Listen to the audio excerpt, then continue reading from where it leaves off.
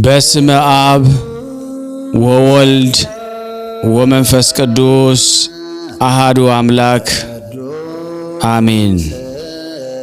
የተወደዳችሁና የተከበራችሁ የክርስቶስ ቤተሰቦች የእናታችን የቅድስት ድንግል ማርያም የአስራት በኩራት ልጆች ሁላችሁም በያላችሁበት በወደደን ባፈቀረን እስከ መስቀል ድረስ በመሰከረልን በጌታችን በመድኃኒታችን በኢየሱስ ክርስቶስ ፍጹም ሰላምታ ሰላም ልላችሁ እወዳለሁ።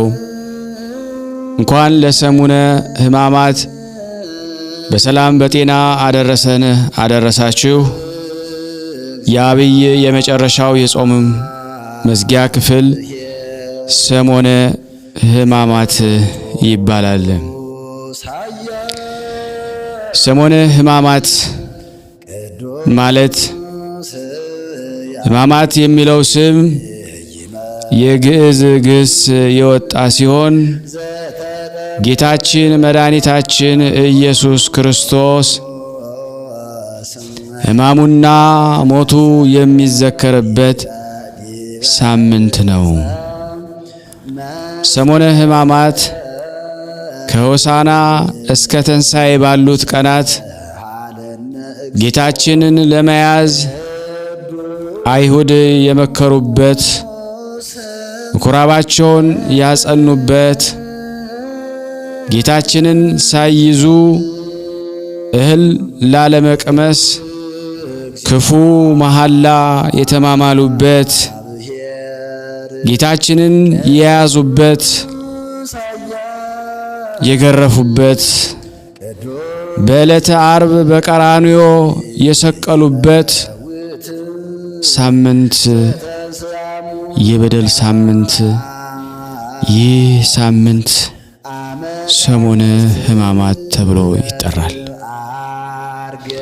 ሰሙነ ሕማማት እስከ 4ኛው ምዕተ ዓመት ድረስ ከጾም ተለይቶ ለብቻው ይከበር ነበረ።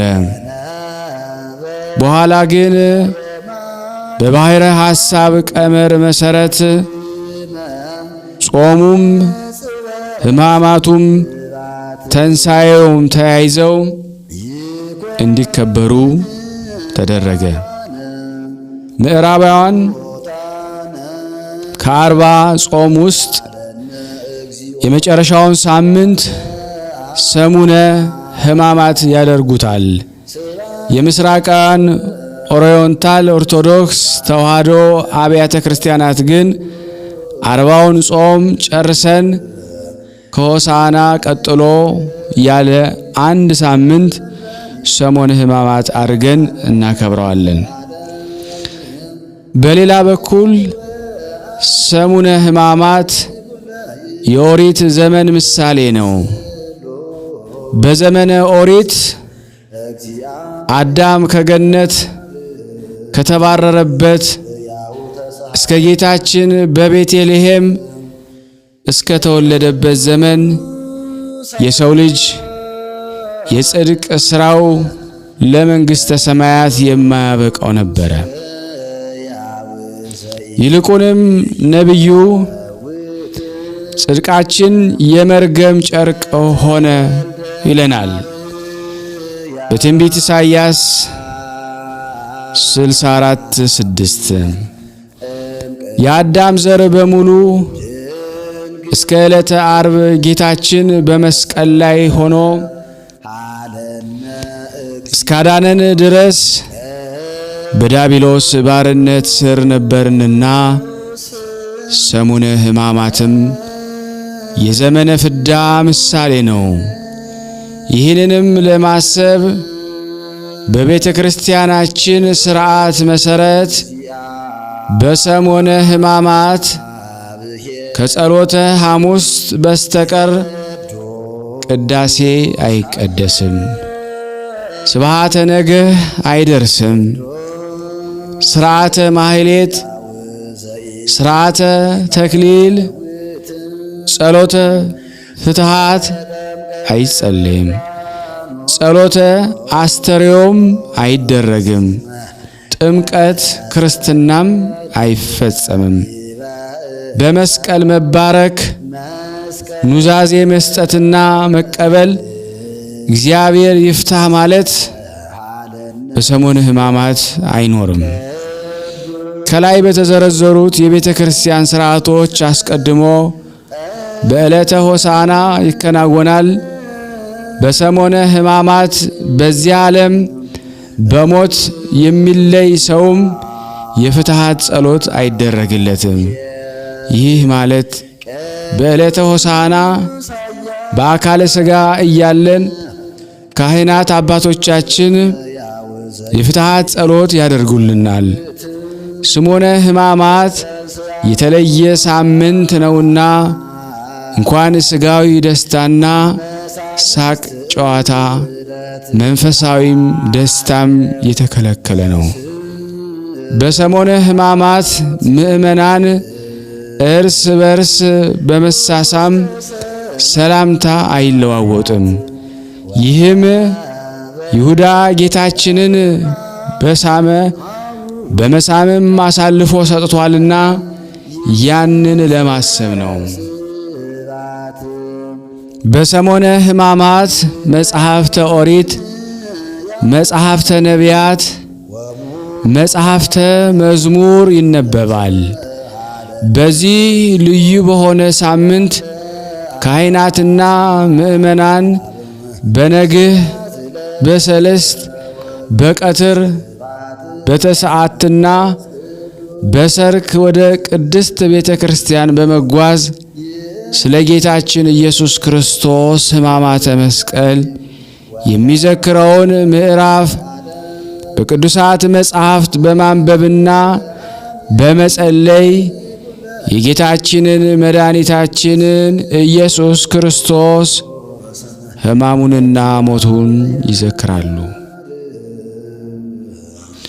እርሱ ግን ስለ መተላለፋችን ቆሰለ፣ ስለ በደላችንም ደቀቀ፣ የደህንነታችንም ተግሣጽ በእርሱ ላይ ነበረ፣ በእርሱም ቁስል እኛ ተፈወስን።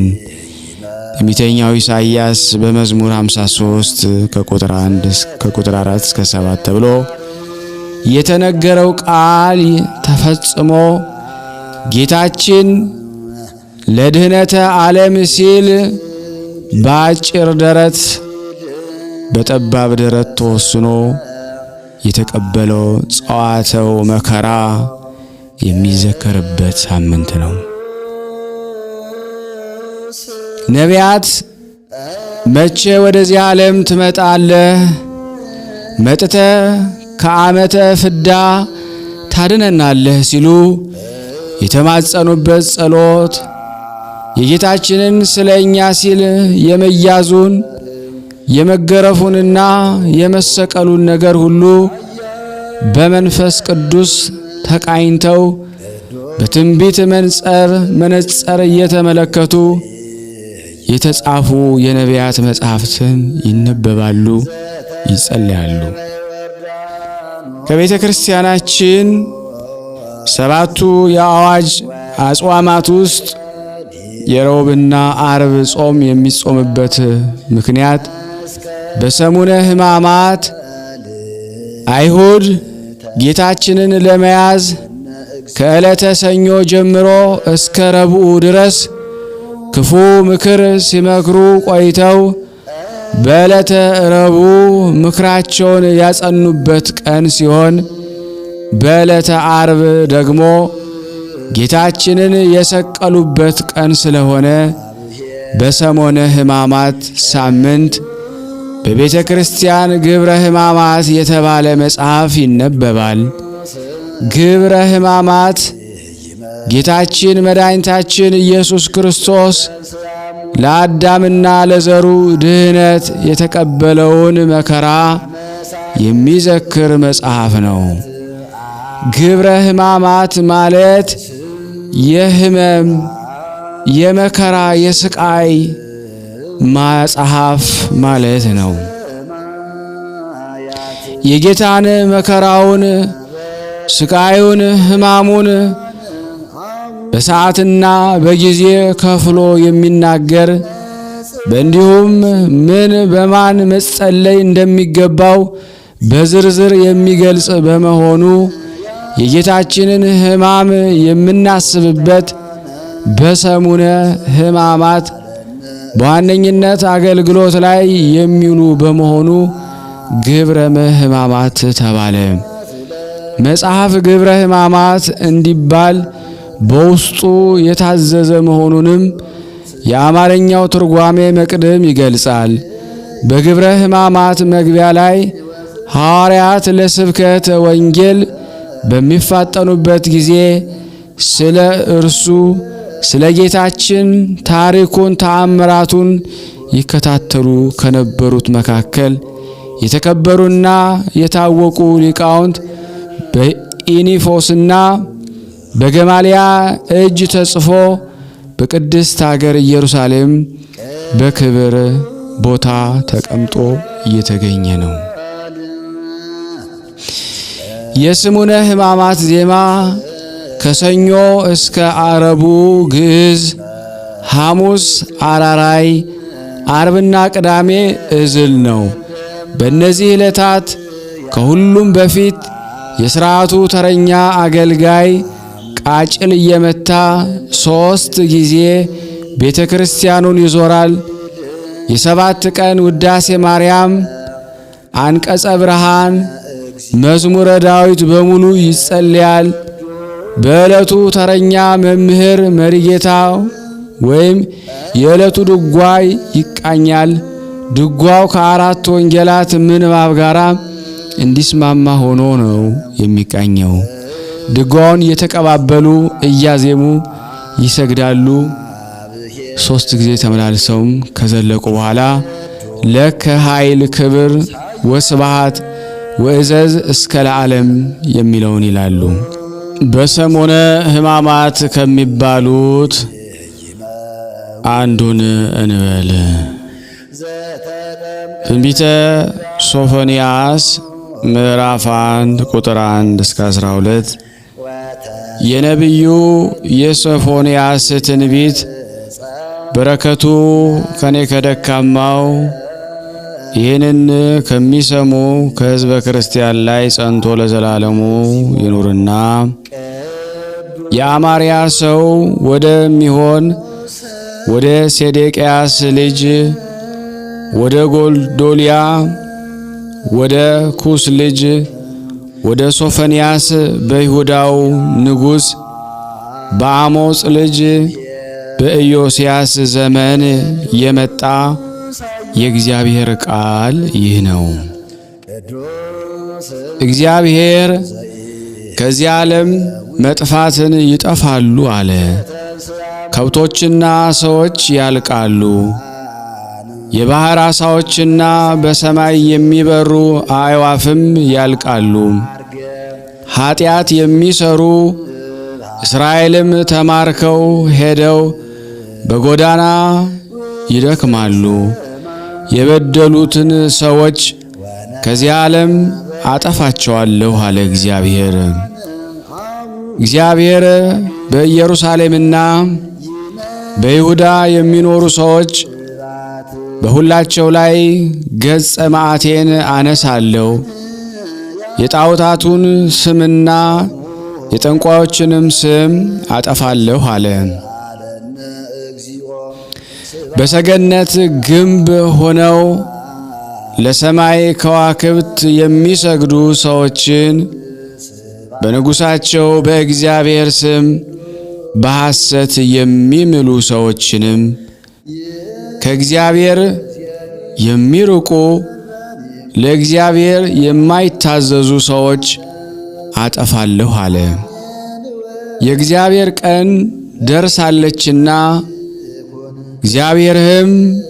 እግዚአብሔርም መሥዋዕት አዘጋጅቷልና ለሹመት ለምክር የተመረጡትን ለይቷቸዋልና ከፈጣሪያችሁ ከእግዚአብሔር ገጸ መዓት የተነሳ ፍሩ። እግዚአብሔር ሰውን መሥዋዕት አድርጎ ይሆናል። የጣዖቱ ሁሉ አጠና በሚያጠፋበት ቀን እንዲህ ይሆናል። አለቆችንም የንጉሡንም ወገኖች የጣዖታቱንም ልብስ የሚለብሱ ሰዎች ሁሉ አጠፋቸዋለሁ። በፈጣሪያቸው በእግዚአብሔር ማደሪያ ቤተ መቅደስ አመፅን፣ ተንኮልን የሚመሉ ሰዎች ሁሉ ያን ጊዜ ተገልጬ በአደባባይ እበቀላቸዋለሁ። እግዚአብሔር ያን ቀን እንዲህ ይሆናል አለ።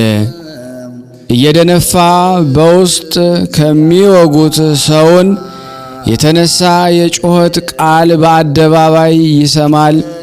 ከውስጥም ሽብር፣ ጽኑ ሰልፍም በኮረብታ ይደረጋል። እስራኤል ሁሉ የከነዓንን ሰዎች መስለዋልና በወርቃቸውም ብዛት የሚታበዩ ሰዎች ጠፍተዋልና ወደ ሰልፍ ወጥታችሁ የተቀመጣችሁ ሰዎች እዘኑ፣ አልቅሱ። እግዚአብሔር ያን ቀን እንዲህ ይሆናል አለ።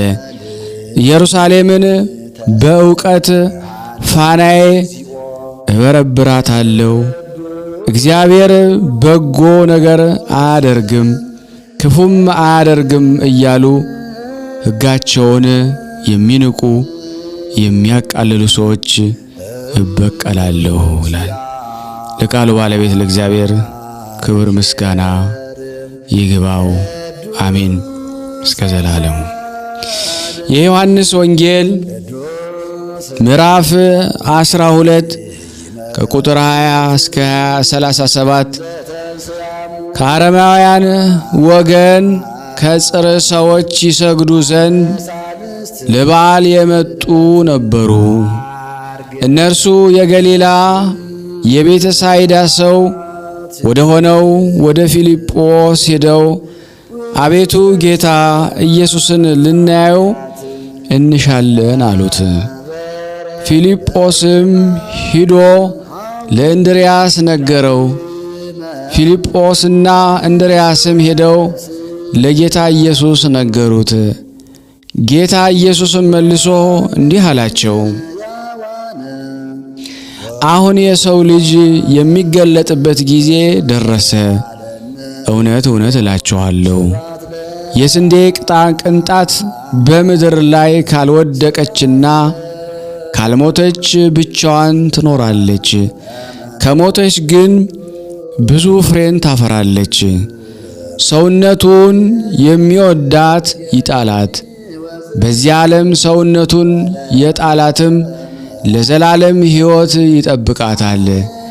እኔን የሚያገለግለኝ ካለ ይከተለኝ፣ የሚያገለግለኝ እኔ ካለሁበት ከዚያ ይኖራልና እኔን ያገለግለኝንም አባቴ ያከብረዋል። አሁንስ ነፍሴ ታወከችብኝ፣ ግን ምን እላለሁ? አባቴ ከዚች ሰዓት ነፍሴን አድናት። ነገር ግን ስለዚህ መጥቻለሁ፣ ከዚችም ሰዓት ደርሻለሁ። አባቴ ሆይ ልጅህን ግለጠው፣ ከሰማይም ገልጬሃለሁ፣ ደግሞም እንደገና እገልጣለሁ የሚል ቃልም መጣ። ቆመው ይሰሙ የነበሩ ሕዝብ ግን ነጎድጓድ ነው አሉ። መልአክ ተናገረው ያሉም አሉ። ጌታ ኢየሱስም መልሶ ይህ ቃል የመጣ ስለ እናንተ ነው እንጂ ስለ እኔ አይደለም አላቸው። አሁን የዚህ ዓለም ፍርድ ደረሰ እላችኋለሁ። ከእንግዲህ ወዲህ የዚህን ዓለም ገዢ ወደ ውጭ አስወጥተው ይሰዱታል። እኔም ከምድር ከፍ ከፍ ካልኩ ሁሉን ወደ እኔ እሰበስባለሁ። ይህን ያለው በምን ሞት ይሞት ዘንድ እንዳለው ሲያመለክታቸው ነው። ሕዝቡም እኛስ በኦሪት ክርስቶስ ለዘላለም እንዲኖር ሰምተን ነበር። ከእንግዲህ አንተ እንዴት የሰው ልጅ ከፍ ከፍ ይል ዘንድ አለው ትለናለህ? እንግዲህ ይህ የሰው ልጅ ማን ነው ብለው መለሱለት። ጌታ ኢየሱስም እንዲህ አላቸው፣ አሁንም ብርሃን እኔ ለጥቂት ጊዜ ከእናንተ ጋር አለው። ጨለማ ሳያገኛችሁ ብርሃን ሳለላችሁ ተመላለሱ። በጨለማ የሚሄድበትን አያውቅምና ብርሃን ሳለላችሁ የብርሃን ልጅ ትሆኑ ዘንድ በብርሃን በእኔ እመኑ። ጌታ ኢየሱስ ይህን ተናግሮ ሄደና ተሰወራቸው። ለቃሉ ባለቤት ለአብ ለወልድ ለመንፈስ ቅዱስ ክብር ምስጋና ይሁን። የቀረብነውን ጸሎት ልመናችን እዚህ ለሀገራችንም ሰላሙን፣ ፍቅሩን፣ አንድነቱን ይመልስልን። ጾሙን ጾምነውን ጾመ ድነት ያድርግልን። ሁላችንም በያለንበት ይቅር ይለን ይማረን ይዘከረን ዘንድ በአንድነት ሆነን ገናና የሆነውን ቅዱስ የሆነውን ስሙን አባታችን ሆይ እንበል። አባታችን ሆይ በሰማያት የምትኖር ስምህ ይቀደስ፣ መንግሥትህ ትምጣ፣ ፈቃድህ በሰማይ እንደሆነች እንዲሁም በምድር ትሁን። የዕለት እንጀራችንን ስጠን ዛሬ፣ በደላችን ይቅር በለን እኛም የበደልነውን ይቅር እንደምንል፣ አቤቱ ወደ ፈተና አታግባን ከክፉ ሁሉ አድነን እንጂ መንግሥት ያንተ ናትና ኃይል፣ ክብር፣ ምስጋና ለዘላለሙ አሜን። እመቤታችን ቅድስት ድንግል ማርያም ሆይ በመልአኩ በቅዱስ ገብርኤል ሰላምታ ሰላም እንልሻለን። በሐሳብሽ ድንግል ነሽ፣ በሥጋሽም ድንግል ነሽ። የአሸናፊ እግዚአብሔር እናት ሆይ ሰላምታ ላንቺ ይገባሻል። ከሴቶች ሁሉ ተለይተሽ አንቺ የተባረክሽ ነሽ። የማኅፀንሽ ፍሬ የተባረከ ነው። ጸጋን የተሞላሽ ቅድስት ሆይ ደስ ይበልሽ፣ ልዑል እግዚአብሔር ካንቺ ጋር ነውና ከተወደደው ልጅሽ ከጌታችን ከመድኃኒታችን ከኢየሱስ ክርስቶስ ዘንድ ይቅርታንና ምሕረትን ለምኝልን ኃጢአታችንን ያስተሰርይልን ዘንድ ለዘላለሙ አሜን። ምስጋና ይሁን ለአብ ለወልድ ለመንፈስ ቅዱስ ዛሬም ዘወትርም ለዘላለሙ አሜን። የተወደዳችሁና የተከበራችሁ የቅዱሳን ዝክር ተከታታዮች ይህንን ቪዲዮ እንግዲህ ሰሞነ ሕማማት ነውና አብዝተን የምንጸልይበት አብዝተን የምንሰግድበት ነው። ይህንን ትምህርት ደግሞ ይከታተሉት ዘንድ ይህንን ጸሎት ይከታተሉት ዘንድ ለሁሉም ሰው አድርሱልን። በሰሞነ ሕማማት እንግዲህ ተከታታዩን አቀርብላችኋለሁ ከእግዚአብሔር ጋር እግዚአብሔር ይርዳን። እንደዚሁም ደግሞ እንግዲህ የመጨረሻው ሳምንት ላይ ስለሆነን ለእኔ ቢጤዎች የጾማችሁበትን ብር ያስቀመጣችሁትን መላክ ለምትፈልጉ በኢትዮጵያ ንግድ ባንክም በፔይፓልም በዜልም የምትፈልጉ ሰዎች አድራሻውን እዚህ ያስቀምጥላችኋለሁ። ይሄ ለነዳይ የምንሰጠው ነው። በዚህ በረከት ሁላችሁም እንድትሳተፉ በስላሴ ስም እንጠይቃችኋለሁ። ሼር፣ ላይክ፣ ሰብስክራይብ ማድረጋችሁን አትርሱ።